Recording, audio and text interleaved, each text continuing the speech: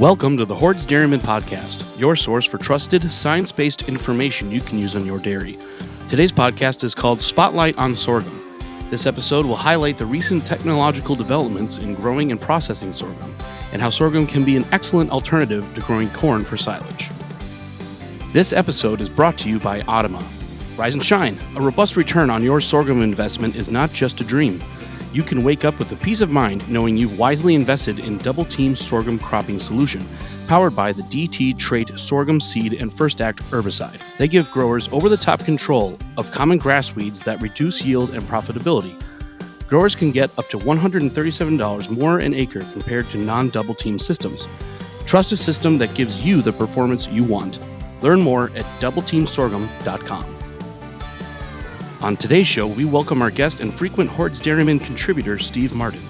Steve Martin is the founder of DNMC Milk, which works with dairy producers and heifer growers in several regions of the U.S. and around the world. Our host for today is Jenna Byrne. Jenna Byrne is an associate editor for Hoard's Dairyman. So today we have with us Steve Martin. He's been contributing to Hoard's Dairyman publication for quite a while now, so he's joining us. I'm not sure from which state. He's usually all over the place. So where are you at today, Steve? I'm actually sitting in Birmingham, Alabama today. Yes. Okay. I called you this weekend and you were driving from Florida to Alabama, so I just figured I'd ask. That's always a good question with my schedule. So I understand that you've had about 30 years, maybe more, in the business. Can you kind of expand on that for our crowd here? Yeah. So, grew up with beef cattle, which there's quite a number of people that I think work professionally in the dairy sector that grew up with animals and livestock, but maybe not dairy. And those of us that in that world, we found out somewhere in grad school or somewhere that there were a lot of opportunities in the dairy space, and we migrated there, which gave us a little bit of a steep learning curve on some of the things that you would know that if you grew up in the dairy world. But that for me now was that shift for me happened in 1991.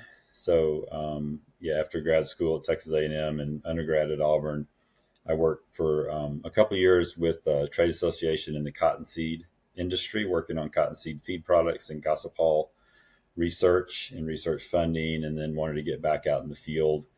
And so I met a gentleman named Nate Smith that was the head of dairy research at Purina at the time. And I told him I wanted to get back out and get in the field. And so I asked him if he knew of any feedlot or beef jobs in Texas, which is kind of where I wanted to go. And he said, no, but I know of a dairy job in Stephenville, Texas. And so I took that position and began to fall in love with dairy cows. And so for about 15 years, held that position with nutrition field work for Purina in Texas and several other southwestern states.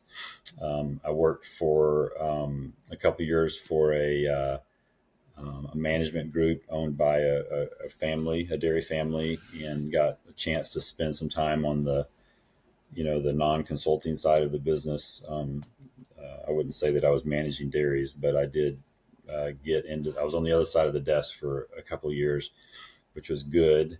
I didn't end up being the good fit for me long-term. So in 2007, I started Dairy Nutrition and Management Consulting. We kind of go by DNMC Milk because it's a poorly named company, and that's way too long. But that was all happened in and around Amarillo, Texas. We have since then spent some time in Colorado, several years, like 10 years in Fort Collins. And then when our youngest graduated from high school, we moved back closer to home, which will kind of now end up being a combination of some time in Florida and some time in Alabama, which is home for both my wife and I. Our group consists of two other formulating nutritionists. Today I kind of want to pinpoint, being from Wisconsin, obviously we grow corn and soybeans as the majority of the crops up here, but down in your neck of the woods, it's getting more sorghum focused that I believe. So how have you seen sorghum kind of transition over the years as you've been in nutrition? Yeah. Well, thinking so you are correct. We are, I think, in the change period in the Southwest, and a lot of this is driven obviously by the Ogallala aquifer that seems to be less generous each year with water, and so obviously there's a lot of everything from geological to political um, tangents that you could go off on that topic. But as a dairy producer, and then as a consultant to help figure out how to feed the things we can grow in that part of the world, it's ever present in everything we do. So, and even across our kind of clients' geography, and even in just the milk sheds that we tend to work in, there is quite a bit of variation over 100 miles or so in different parts. Because I think our region is kind of the bottom. If you go from north to south, kind of the bottom of the aquifer area, and so there's these fingers, I think, that they call them, that come out, and so it depends on exactly where your dairy is as far as what you can grow. But over the past number of years, topics like tying wells together, changing your rotation, doing half pivots, sacrificing half pivots to get a crop done, all that stuff has just become kind of normative for us. And so the area that we tend to feed a lot of dairy cows in have been big, strong feedlot areas for a long, long time. And of course, those feedlots had corn grain, not corn silage, but corn grain is a significant part, and that's part of why those feedlots were built there. So, but more often it seems like now we're freighting in the grain one way or the other, and then we're growing the forage. So we've shifted towards sorghum. It's in no way a complete shift. There's still a lot of corn silage that's grown in these areas. I think it's just more difficult to do. I think what's probably lost acreage in the current state of this progression we're in is alfalfa. So when I first started feeding cows in the high plains, there was quite a bit of alfalfa being grown there, and alfalfa is a great crop, paired very well for making milk, but it tends to be thirsty, and so there's just been a push on that. But the areas that we're talking about also are really good wheat areas, so there's a lot of winter forage grown. Not just for cover crops, but actually for high yielding spring forage type silage crops. And, clearly the high plains has been a big wheat grain area forever.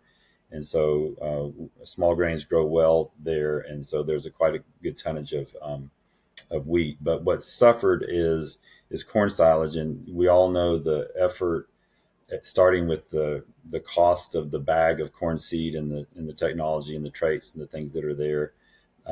Starting with that bag, that growing corn is not a cheap endeavor. And so I think over time, with the risk of water making lesser than ideal yields, and even at decent yields, lower starch content, that the sorghum has just kind of been sitting there all these years, just saying, "Hey, I'm here. I've been here.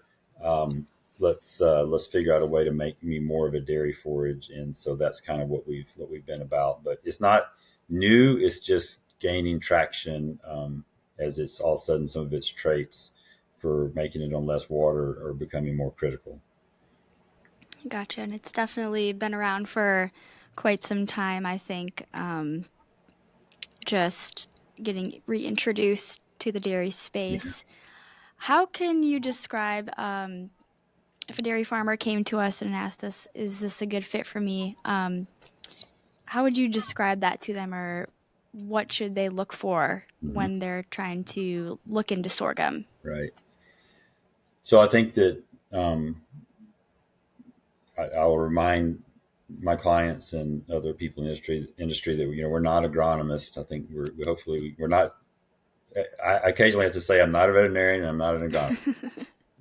I like to hang out with people in those fields that have those credentials that can team up with us. But in the same sense, as any good nutritionist needs to know a good bit about those two fields of work. So I try to be careful about the agronomic piece of it. I know that that sorghum is fairly easy to grow, but I think that's part of that knowledge, and most people would say that. But I think that starting point is part of what has made sorghum feel like a second choice, third choice, fourth choice um, crop. And so, if someone were to say to me, "Yeah, we grow sorghum, it's dry cow feed," then I would say to them, "Okay, is that because you managed it to be dry cow feed?" And it's the crop that gets planted when everything else, when the corn's done. It gets harvested when the corn's done. It probably gets water given to it when the corn never quits needing water. But I mean, it just doesn't get the attention and the high level management that corn does. And so if there's a tremendous number of varietal differences, and even different. I mean, let's go back to the plant science part of this. You take the sorghum family, and then you take the Sudan grass family, and those are two different things. If you look at straight Sudan grass and straight sorghum, Sudan grass obviously taller, smaller stems, more narrow, maybe more narrow, grassy looking leaves, a lighter seed head that almost would feel like it didn't have grain in it. And then on the sorghum side, so that would be the Sudan grass, and then the sorghum side would be, more of a traditional milo crop that might be knee high with a big giant seed head on it that we all know what that looks like, and just some leaves between that seed head and the ground, and so most of the things that we would be the varieties and the plant genetics that we want to talk about are combinations of those two, and some of them lean toward one way or the other, and that depends on what you're trying to accomplish. And so yeah, I mean, there's a couple of terms that you'll hear. You asked about how this has changed over 30 years. You would hear people in the old days talking about growing cane for feed, and what they meant by cane was it wasn't corn, and it was some kind of probably a Sudan grass. Maybe it was actually hay grazer. So hay grazer was one of the early blends of these two. The hay grazer would lean more toward um, the Sudan grass side of the genetic base. And I don't know if hay grazer was some trade name that somebody did early on, or what. But the other thing you hear people, and this may be more in the feed yard world, you hear people talk about growing feed. And they grow corn silage and they grow feed. Well, what they mean is corn silage is obviously corn silage, and when they say feed, a lot of times they mean sorghum silage, and it's just a geographical things. People call different things different things, and so I would say that the change that's afoot right now is taking that. Also, we're also going to grow sorghum, but it's not our main focus. We're also going to focus on it when we get done focusing on everything else, moving it from that space of just throw some seeds out and let's see what happens, moving it more into the same type of management structure that we put around corn. I think has been the biggest, most recent change. Yeah. Yeah, definitely. And as farmers are looking to lighten their load with the amount of labor, definitely less input costs for sorghum, Yeah. I've realized. And you mentioned that it's a lot significantly cheaper than corn. How does it compare to corn silage when fed? Yeah. So just one quick note on the previous question and comment you made about the cost is, I if you want, I'm not going to say the numbers because every place is different and I would get them wrong, but I think we have gotten used to what a bag of corn seed costs, and it's, I mean, if you were to tell your great grandpa what a bag of corn seed costs right now, it's like this is not possible. And but I think that sorghum seed cost is way more. It's just different, and so your initial outlay per acre is going to be less, and then planting seed population is also different. There's just a lot of differences that your agronomist needs to help with. But when it gets to the ration, which is when I obviously start to get to work with it, Well, I think we have two main things. So I'm going to throw a question back to you, being somewhat obviously very familiar with dairy and focus on Wisconsin from your background. So when you think of sorghum silage and you started contemplating this podcast, were you thinking of a forage source only, or were you thinking of something like corn silage that would include forage and starchy grains? Which one would be your, just like when you think about sorghum silage, what first comes into your mind? I don't necessarily think of starch Yeah. part, simply because it's just very hard to get the starch out of it. Yep. And Yep. now with the new berry processor and things like that, it's going to be a little easier. But mainly just the forage silage Yep. part. So I remember in that, that for the last 10 years, or maybe forever, but the last 10 years that we've thought about it, that's been the right choice. And so when you're driving around the high plains, go through Kansas in September, October, and just these beautiful red fields of these nice big tall sorghum heads, it's just amazing. But as a dairy nutritionist, you look at that and say, yes, if we feed that, it's going to go right through the cow into the manure. And we do a fair amount of manure screening in our farm visits. And if you go to a dairy that's feeding a lot of sorghum silage, the amount of BBs that I call them BBs, but the grain kernels, the berries, I guess is the technical term, that end up in that manure screen is like shocking, and they look just like they did in the bunk. And so it's like you've almost done nothing to them. You have digested them some, clearly, but they have all the risk factors of poor rumen retention time. They're slippery, they're dense, they're round, so they'll fall through the rumen mat. And then when they get down into the liquid phase of the rumen, if they're at the wrong place in the wrong time for a rumen contraction, when that rumen contracts, opens that orifice and shoots that digesta on down the tract, it's just going to get out of there. And so, yeah, you have another little shot in the small intestine, maybe to digest a little bit of the starch. But I mean, that seed coat's hard. And then technically you have one more shot at it in the large intestine from another fermentation opportunity. But in a real sense, it's just going into the manure. And so we've known that for a long time. And so when the seed, I'll say when the seed genetics industry first started thinking that sorghum might be a play to replace corn in water stressed, water risk areas, they were very good at taking some of their, think about again that spectrum of Sudan grass to sorghum. They knew they weren't going to sell the short, big grain head varieties to the dairy producers, because in the dairy producers' mind, they think they need something that looks like corn silage. So they'll go to a taller forage sorghum, but they'll still keep this big giant head on there. It's not as big as the head that would be on the one that's 3 feet tall, but still a lot of grain. And so they would take that and they would grow it and get really good yields and low input costs and less water and all the good stuff. And they'd send that sample to the lab, and it would come back at like, I don't know, 18, 20% starch. It's like, that's a lot. It's not 35 to 40 like corn, but that's a lot of starch. And boy, look at the good numbers, and look at the NEL, and look at the milk per ton, whatever number they wanted to pick. And so I think there was a handful of years in there where we really struggled with the messaging coming from the seed suppliers and the agronomy side. It's like, yes, this does look awesome on paper, but the reality is that we can't digest this starch.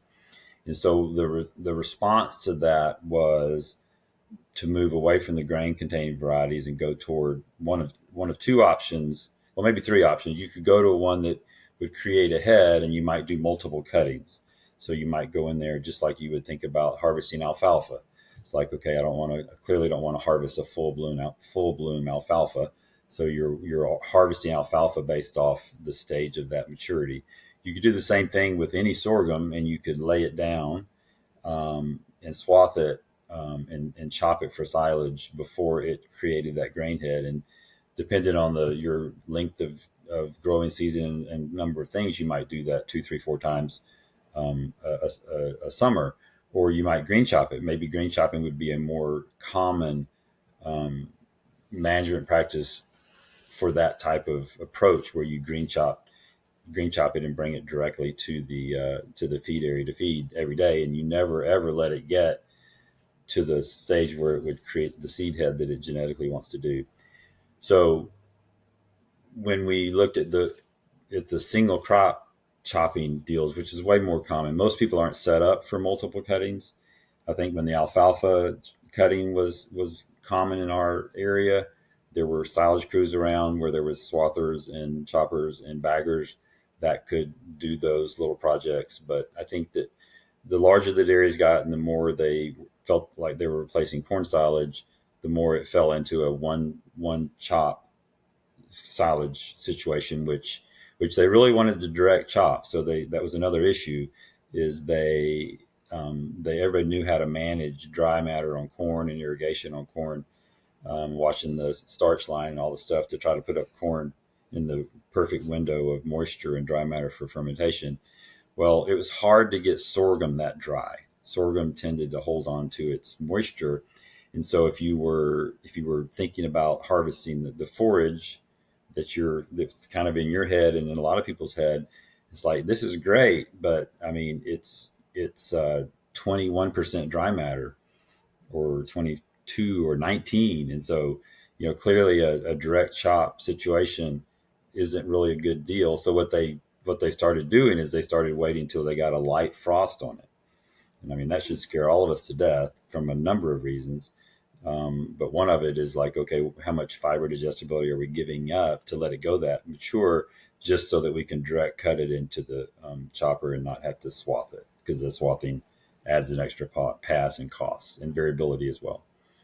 So during those years, interim years, until maybe the last couple, and maybe this coming year, maybe the change year, but we just moved away from the grain containing varieties. We went to either male sterile, which ones that just are through plant breeding won't make a head. They'll make a head, but they won't have grain in it. Or two, the more kind of an interesting one to me is the photo period sensitive varieties. And basically the way they grow within their genetics, they don't put up a seed head until the daylight hours drop. So I don't know the details of that at all, but obviously as the days get shorter into September, all of a sudden the plant says, hey, it's the fall, I'm going to make a seed head. And so then you could chop it in advance of that seed head creation, and have good fiber digestibility, but you still have this moisture problem. And so you just found a lot of people that just the moisture deal was almost the unfixable thing, and was maybe more and more inflexible than anything. So they just would wait for this first frost and then put up, that then they get the drying happens, and then they can put something up that's wet enough to actually do well in a silage pile. But now, and we can get into this later, but the opportunity to have some berry processing units and some silage choppers, this is like right now happening. I think Yeah, you it's can pretty fresh news, hot off the press this year, I heard. Yes.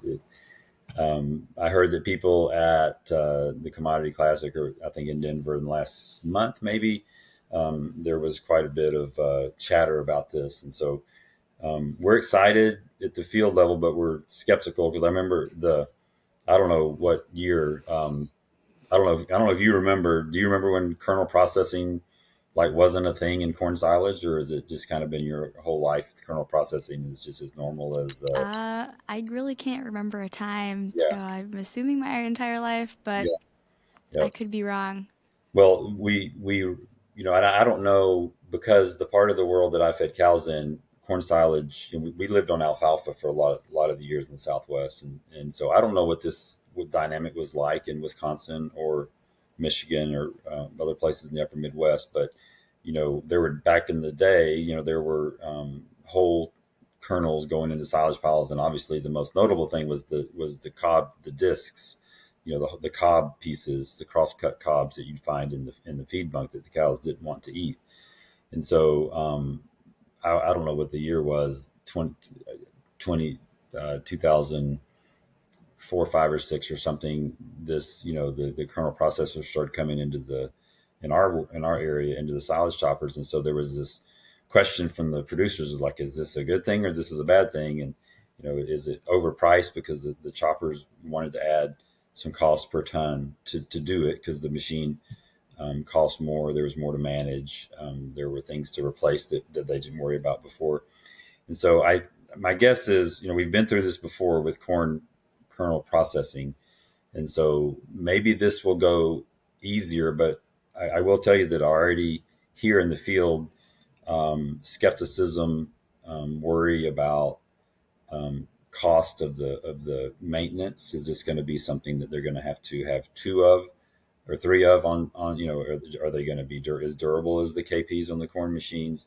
And so I've got no reason to believe that that's not all going to be good. And in fact, if you're in the sorghum berry processing area, you should be glad that the industry has already gone through this once with the corn processing, because maybe we can make the adoption and the resistance on both sides shorter, so that we can get the starch that we need out of the silage.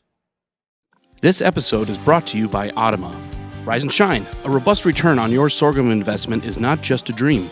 You can wake up with the peace of mind knowing you've wisely invested in Double Team Sorghum Cropping Solution, powered by the DT Trait Sorghum Seed and First Act herbicide. They give growers over-the-top control of common grass weeds that reduce yield and profitability. Growers can get up to $137 more an acre compared to non-double team systems.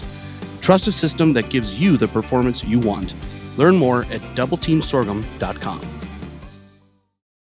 Yeah, definitely time will tell as we continue down this path. I know that it's, like you said, brand new in 2025, so I'm curious to see if this will bring forth the adoption of new sorghum practices or increase the popularity. But you had mentioned that there's multiple ways to harvest the sorghum crop. So when you're feeding sorghum in your diets, what ration are you typically focusing on? Is it the lactating, the heifer? You said feed it to the dry cows, or is it kind of a one-fits-all type deal? Yeah. Well, historically, I think different dairies have had like maybe a culture around sorghum. So some would say, we like sorghum, it's cheaper, whatever the reasons that they like it. And other people will kind of say, well, we feed sorghum to dry cows. In our world, sorghum is dry cow feed. So I think one of the reasons that I'm probably having this conversation with you is that I've just because of some of those conversations that I've been involved in the last few years in our group, we've made friends in the sorghum world, and a lot of this is like checkoff funds or university related entities, Texas sorghum growers, Kansas sorghum growers, and then the Sorghum Checkoff Council, I think is the right term. But they knew that was their thought, where they sat in the quality rankings of the average dairy producer. So they reached out to me to help them, just because of some relationships that we had. Says, how can we crack this? How can we crack the ceiling of being dry cow feed? And so we've embarked on a number of things that we can talk in more detail about if there's interest. But when you have a dairyman or a dairywoman that has been thinking about sorghum as a dry cow feed or a heifer feed, I think those two things would fit in the same box. You have to start thinking about, okay, how do you turn this into a milk cow, a ration ingredient? And in reality, it's been that already. You just have to I don't know, convince and educate is not the right word. It's just a bit of a mind shift. And so in a ration model, I can show this to anybody at any time. And so if you think about corn silage, which is honestly what we're mostly replacing. So corn silage obviously is a corn stalk and a corn kernel. So it's really two ingredients in one pile.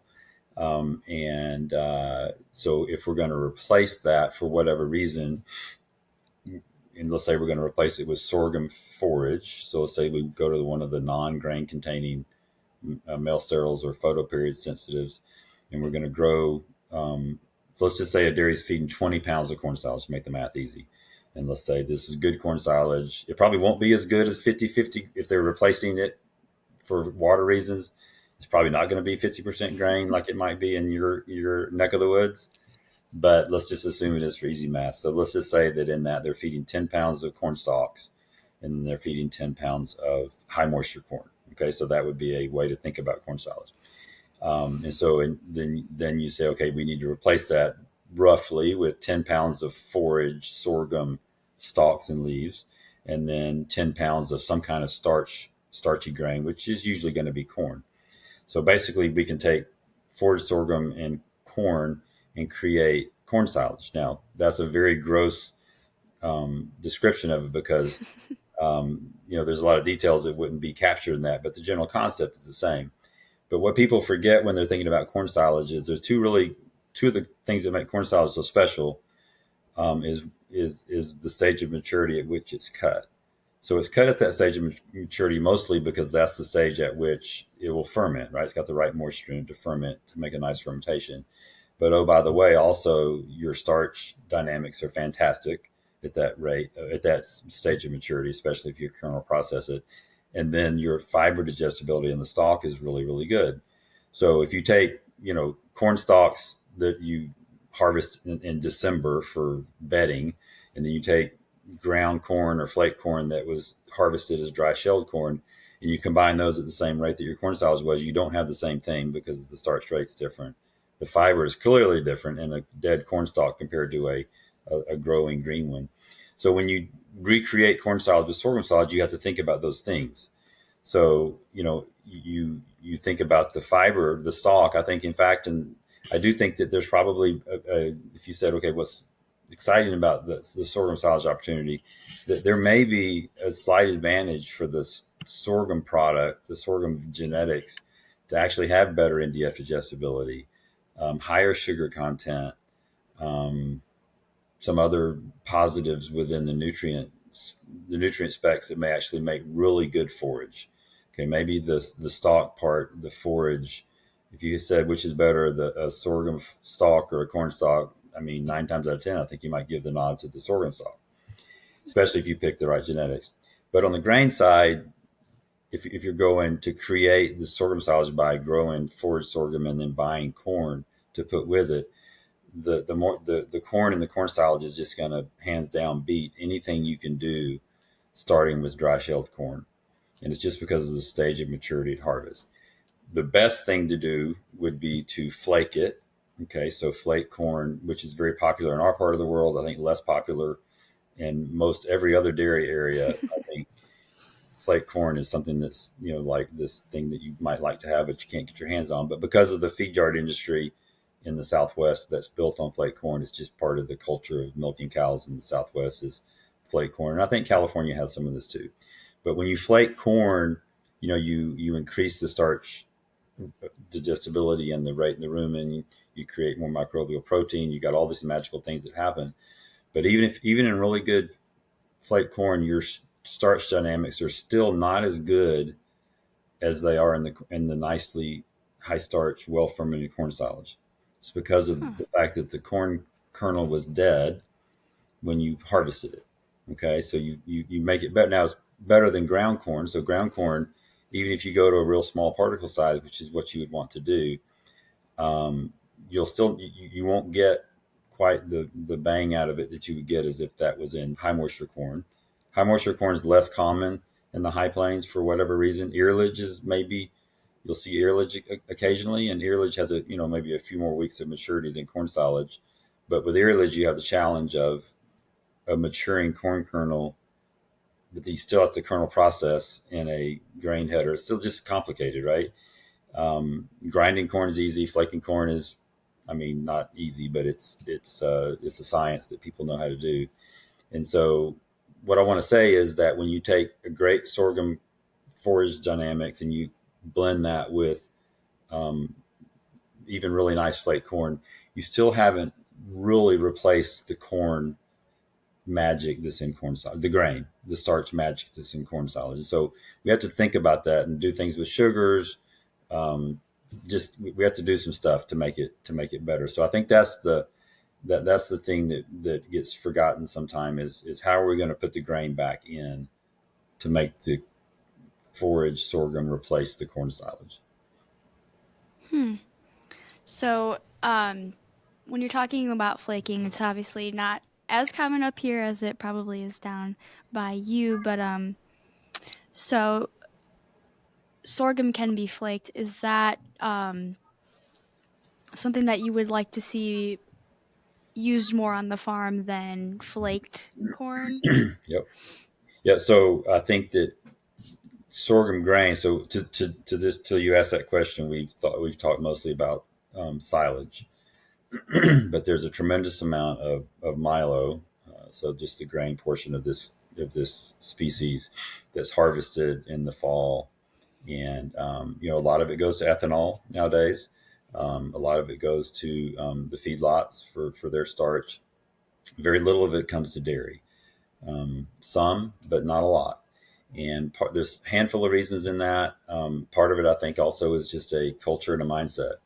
The beauty of true ration formulation in a good, optimization model and a dynamic model is that, really we work with nutrients and not ingredients. So if I can describe a milo kernel to the nutrition model correctly, then the nutrition model ought to be able to take that starch and create milk out of it, just like it would from a corn kernel.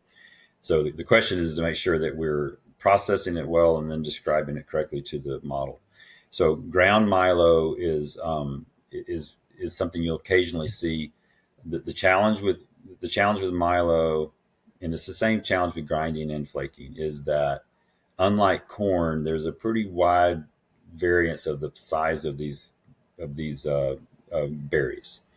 And I think it's less of a challenge in well irrigated areas, because I think some of the reasons that we see the variability in sorghum that I say is planted just to see if it grows and we can harvest it if it makes a crop, is that a lot of that sorghum maybe emerges at different times based off water availability. So you got a different age plant that's going to mature at different stages, and then you have parts of the field that may sit and wait for rain, and parts that are lower that have better water. And so the point is, it's not like you go into a well-managed field of corn, and I think, I'm not an agronomist, but my guess is whatever way you would describe that corn kernel, I bet 90% of those corn kernels are within that same small window of maturity, ready to go. From the top to the bottom of the ear, from the low spaces to the high spaces in the field. I mean, milo grain is just not always like that. So you have these variabilities in size. It creates two problems. For grinding, it creates problems because if you have to pick a screen size for a grinder. So if you pick a screen size for grinder, you're going to probably have some small ones that slip through. And there's nothing more, if you have a small milo BB in a dairy TMR, it's not going to get digested. And so you can continue to lower your screen size and make your micron size smaller. But then you get into just challenges of grinding and moisture, and it goes slow, and the whole problem's at the mill. Flaking, it is a little better, but I think it has the same issues because in the rollers and flaking, they have ridges in there. So the ridges with corn is great because most of the corn kernels are the same size. You have this variation in berry size and sorghum. You're going to struggle to get it flaked perfectly. But having said all that, I do think that the uplift for flaking, when it's done right for milo, is really, really an exciting and I'd say unrealized opportunity for feeding cows, not just in the Southwest. I mean, milo grows everywhere. And so I think there's benefits to having milo in the ration. It's got a little different starch rate. It's got a little more protein. There's some different things that we can do with it. But if you think about, let's go back to a base ration. So if you've got most dairy rations in the U.S. are between 25 and 30% starch. So, if you were let's just say you were feeding wheatlage with that so that none of your starch was coming from the wheatlage, it's going to take 20, 22 pounds of corn grain, if corn is your grain, to get that starch amount. And so it's a big chunk of the ration that's going to be something. And so if you're growing corn silage and you feed 20 pounds of corn silage, then you got half of that taken care of with high moisture corn that's hopefully nicely kernel processed. It's been in the pit for 120 days. It's really ready to be fermented well. Well, if you're feeding a forage sorghum or wheatlage or alfalfa, and you're adding all that grain yourself, then it becomes problematic, because let's say you do it as ground corn, which may be and people do this successfully. I struggle with the ground corn, because if I'm gonna put that much ground corn in a diet, it's gonna appear almost sandy at the bunk. You're just gonna have fines that ground corn is just gonna dominate the ration. Now, places that I think that probably do that, where maybe they're high alfalfa diets or maybe high wheatlage diets, they may not feed quite as much corn grain, because those also may be rations where there's a lot of soy hulls or wheat midds or beet pulp or almond hulls, or things that bring sugars or digestible fiber, so that maybe they don't need to have a 30% starch ration. And so maybe they're only feeding 15 pounds of ground corn, which I think is at some point going down. A ground corn can hold in a ration really well. But once you get over 10, 11 pounds of ground corn in a ration, I think you start worrying about that separation. And that's where flakes help.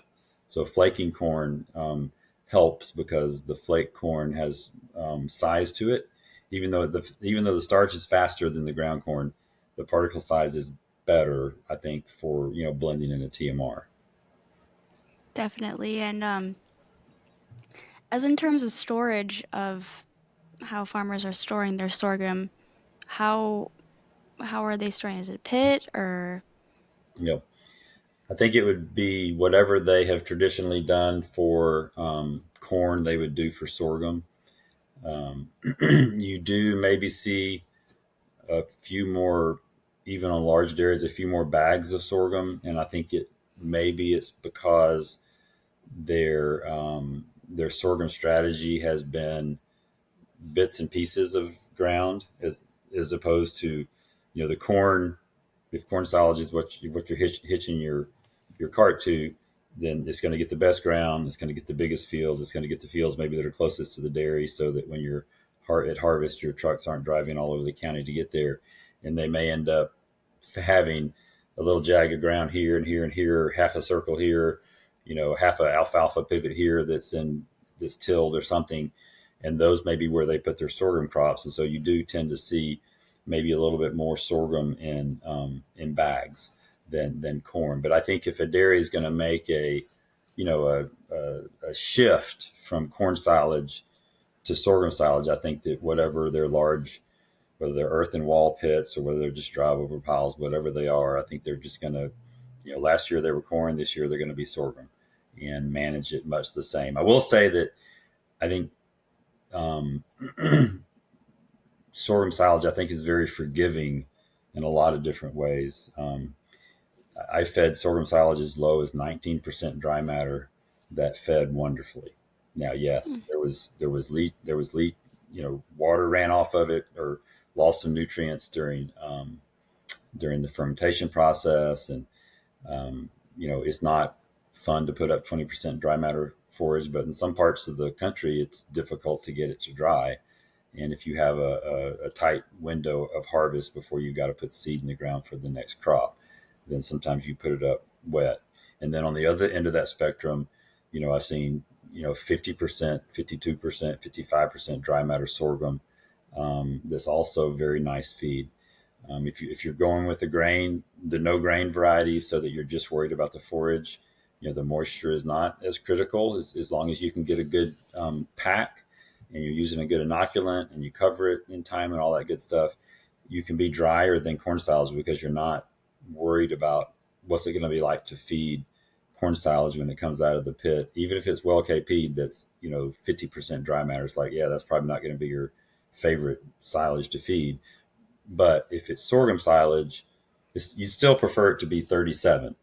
But 50% dry matter sorghum silage has a better chance of being successful making milk than 50% dry matter corn silage. Okay. And what is the moisture range you recommend for your producers when during harvest season? Yeah, I'd say it'd be the same as corn. I mean, you sure like to be between 35 and 40, but it's just so much more forgiving that if it's 30 or 45, it's just really good. I'd say that there may be a little more butyric acid risk um, in sorghum on the wetter side. Um, you usually don't think a lot about butyric acid in corn silage. It's just the fermentation is just so good. It just really takes care of that. Haylage is just sometimes you feel like it's a crapshoot, and wheatlage can be even worse. But sorghum silage, I think, is more like corn than those others. But if you get on the wet side, I do think that that particularly if you end up picking up some ash in harvest, um, where you've got a lot of dirt in there, I think your clostridial risk probably goes up some. Your butyric acid numbers can be concerning. And then on the dry side, if you're over 45, um, you're probably going to experience some white mold and some different things that you're not going to like. Um, but but honestly, if you can, I think most of the things about putting up good sorghum silage would be very consistent with putting up good corn silage. Gotcha. Well, you had mentioned that you're doing some work with Rock River Labs and that type of thing, Yeah. some new projects coming down the pipeline for you. So, what does all that entail for you? So much going on in this space right now, and it's been funny because there's been kind of some hush hush stuff going around some of these areas where there's been some prototypes out in the field, and gathering data. Dr. Juan at Texas A&M, uh, I guess AgriLife,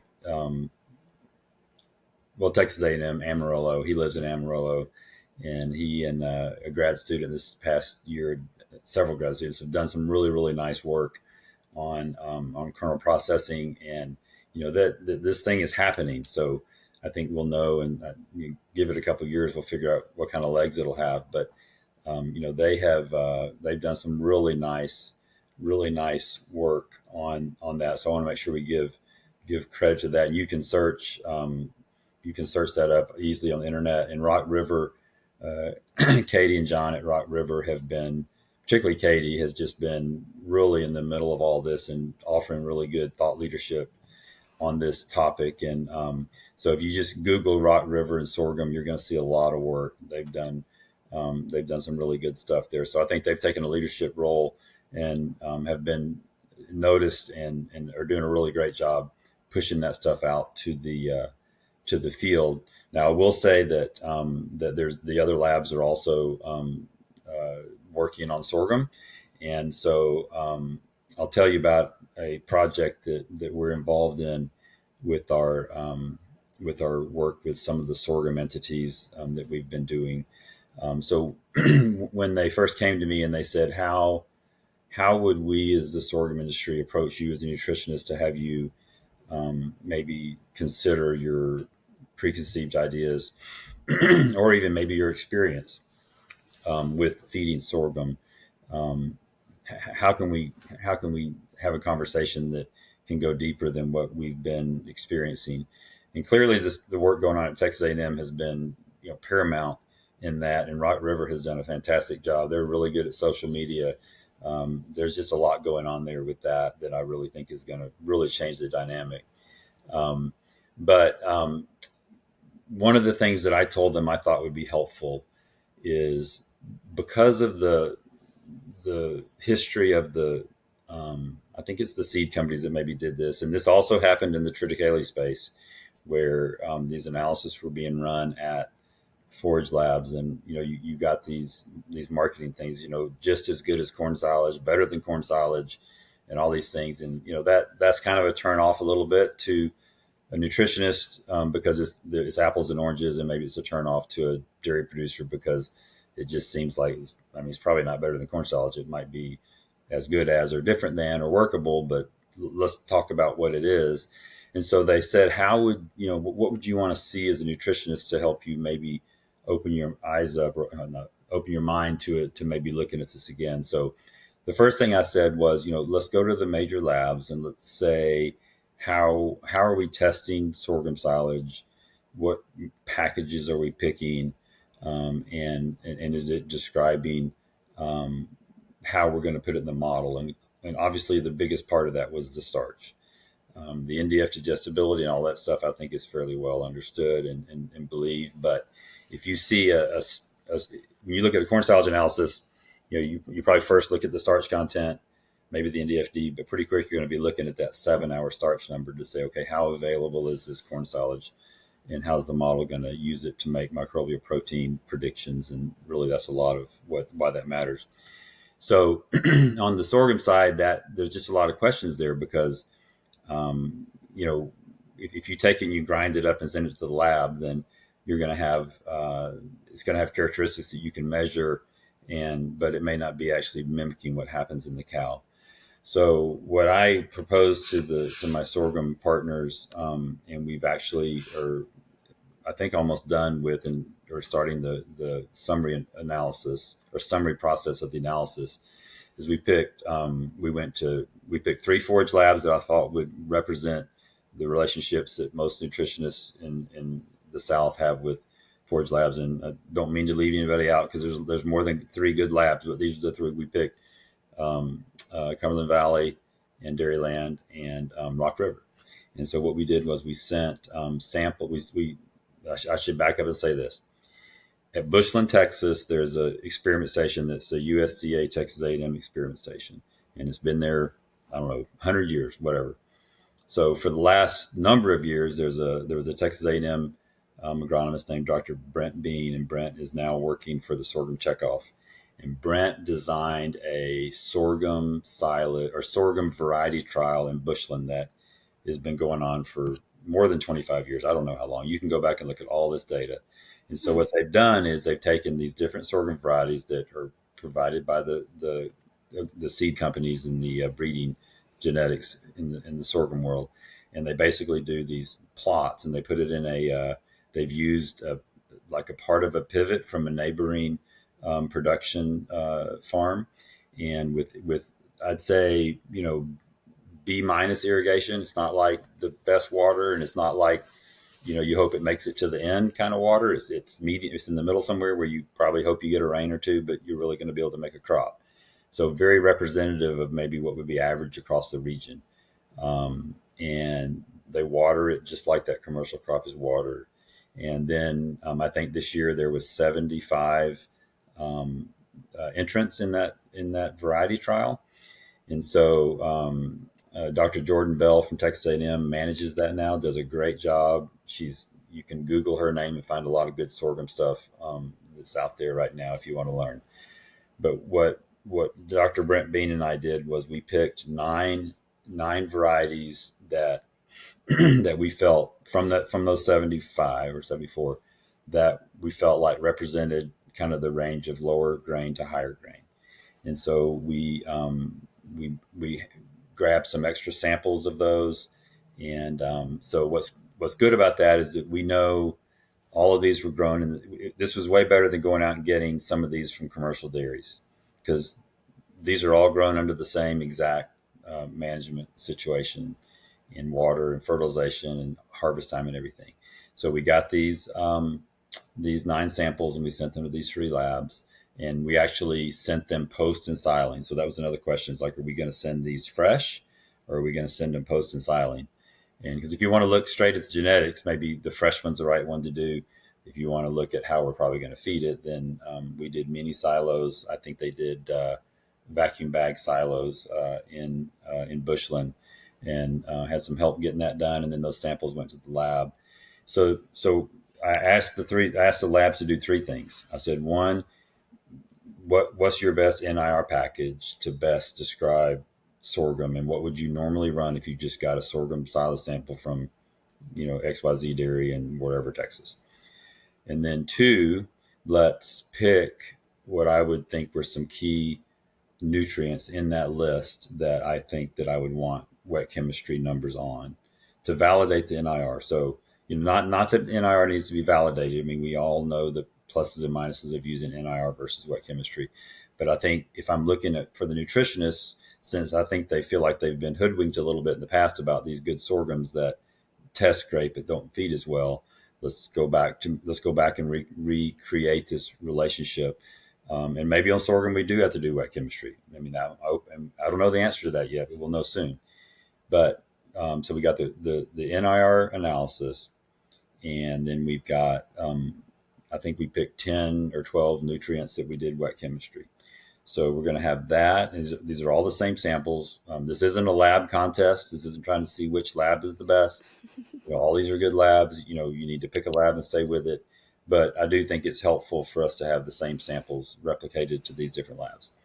And so then we asked, the third thing we asked these labs to do was pick something that you think your lab is good at, that you think can help us describe the sorghum better to the nutritionist and ultimately to the model that we're going to use to formulate.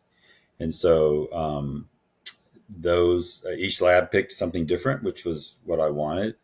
And we'll have more to say about that later. But, Katie at Rock River, obviously she knew exactly what she wanted to do. Had really good folks actually met some of the lab techs at the other two labs that had ideas with gas production, some different sieving where we're going to do gas production on different sizes of the grain kernels. None of these were harvested with a traditional silage chopper. So, I mean, you might make the case that we should do this again next year with the new silage choppers, because we may have a different set of answers. And then the third one was a Dacron bag setup where we basically didn't grind the samples. But in these higher grain varieties, you do get breakage of the berries. It's not like they're all whole. And so our goal was and I think this is really going to work well at two of the three places, is if you could do a berry processing score either on farm or send it to the lab, if we can get the gas production realities of these different particle sizes of the broken berries, then I think you could actually then take the berry processing score and use it to come up with a 7-hour starch number to put in your ration model. So that would be the goal. So we'll see. It'll be a fun project to get done with here soon, and there'll be some reporting out on it. I think that my coworkers there in the sorghum world have ideas of how to push the data out, and so hopefully you'll be seeing more of that, and maybe it will be a topic for an article in the future for me, just to and maybe after we especially have some opportunities to try it in the field and see whether we can actually predict milk is good on a corn silage diet as a sorghum silage diet. But remember, the goal that I feel like is probably not just to convince me, but to convince other nutritionists that we might not be giving the sorghum silage opportunity the full chance to really do what we think it can do. And but obviously, we can't have manure full of sorghum berries and be successful. So how are we going to avoid that? One of these different techniques. Yeah. Well, I'm certainly excited to see what you guys will come up with. Worked with a few people from all of those labs actually, and certainly great people to work with. So good luck on your project. And I think this about wraps us up here, Steve. Certainly I've got out of this that sorghum's been around forever. It looks like it's making a comeback, and I'm excited to see what's coming down the pipeline. So thanks for being here today, Steve. Oh, really, really good. We hope it's a continuing conversation, and a lot of thanks to Hoard's, obviously, for allowing me to be part of your world. And then, a lot of good stuff going on with the Texas A&M folks in Amarillo, and the people in the sorghum world are trying to get in front of this. And we all just want to make milk more efficiently. And I think this is if you live in an area where it doesn't rain very much, and your irrigation is a big part of your world, then this is probably something worth paying attention to. Yep, sounds like it's offering a lot of flexibility. So just want to say thanks, Steve, for being on today. Always a pleasure working with you. Of course. Thank you as well. Take care. Bye-bye. This episode is brought to you by Automa. Rise and shine. A robust return on your sorghum investment is not just a dream. You can wake up with the peace of mind knowing you've wisely invested in Double Team Sorghum Cropping Solution, powered by the DT Trait Sorghum Seed and First Act herbicide. They give growers over-the-top control of common grass weeds that reduce yield and profitability. Growers can get up to $137 more an acre compared to non-Double Team systems. Trust a system that gives you the performance you want. Learn more at doubleteamsorghum.com. Thank you for listening to the Hoard's Dairyman podcast. Follow us on your favorite podcast app, and don't forget to like and subscribe on YouTube. See you next time.